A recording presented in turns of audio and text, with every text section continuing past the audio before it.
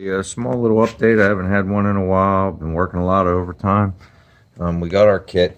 We decided to go with the Tremec 5-speed.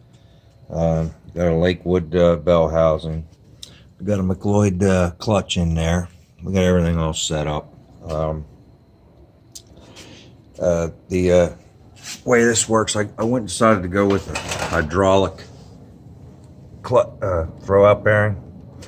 So you got to measure from the face to the face of the bearing, get a measurement, and you have to get a straight edge and put it across the bell housing and get a measure to the end of the fingers. And they want a gap of like 50 to 100 thousandths. Some places we're at a 16th difference to a little more to a little less. So that's right around 0.0625. So we're all right. So we'll put that in, but the reason I haven't put it in yet, I forgot to buy a hose for the hydraulics, and it looks like it'd be a real booger to try to get it in there afterwards. So I'm just going to stop for now, but just wanted to let you guys know we're working it. Once I get the transmission up in there, I got the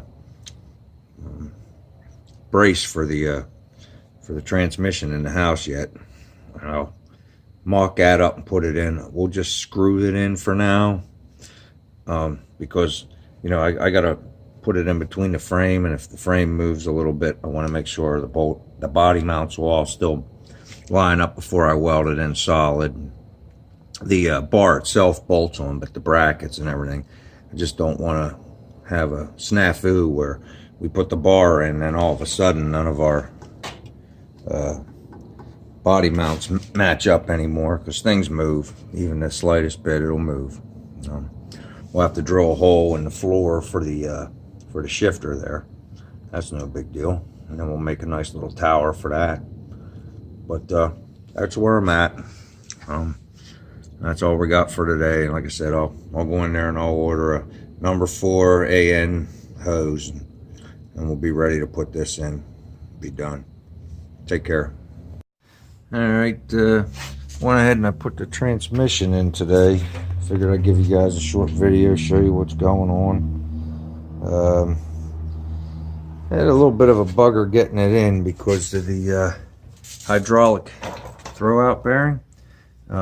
With the fittings that come off the end of it, and then I had to put these hoses on, it wouldn't fit through the opening. So I had to like put it inside there, and then I had to start it along with getting the spline started and everything else. And it was a little bit of a bugger, but it went. The only reason why, it's got the throw-up bearing's got an O-ring that seals it on the shaft. So I had to lube it up a little bit with a little grease, and it slid right in there, and it went.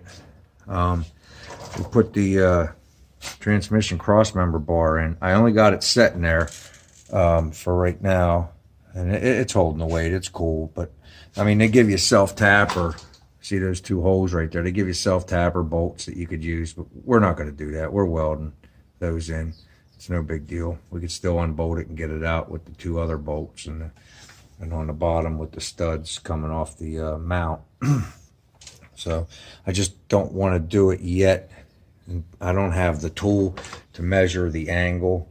From what I'm reading online and what I've been told, I guess the tail of that transmission should be 4 degrees lower than whatever the frame is. It looks exaggerated right now because, I mean, obviously we got it way down on the jack in the back, but it's just got to be 4 degrees different than what the frame is down, 4 degrees down from the frame. I'm told, you know, some guys say 5, some say 4, so as long as we're in that ballpark. But I got to measure that, and I don't have a angle finder, so I see if I can borrow one from somebody. And I'll get that going. That'll only take a couple minutes to weld that stuff up. I put the hose, like I said, I put the hoses on the throw-out bearing. This one's going to go to the foot pedal, or the the master cylinder that comes off the foot pedal for the clutch. And this is a bleeder, we're going to bleed it. It's the higher one, obviously it's supposed to be. And we'll get that bled down when we get the system. We'll get it going. I'll mount these real nice. Right now they're just hanging out of the bell housing, but we'll get it nice. But that's what I got. That's where we're at. And I'll let you guys know as soon as I have something else. But we're real close to finally bolting this back up and getting it on the ground. Then we can get our angle for the rear, get the drive shaft, and we're well on our way. All right, take care. One more thing. Remember when we put these fuel line and brake line in with the nice brackets?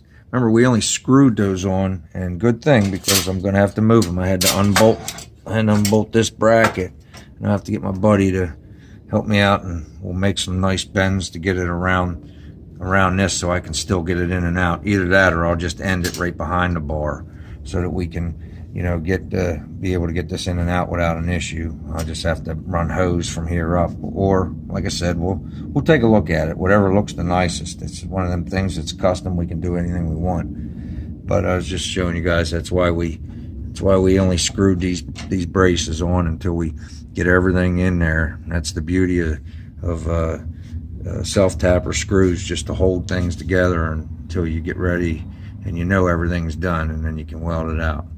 All right, that's it.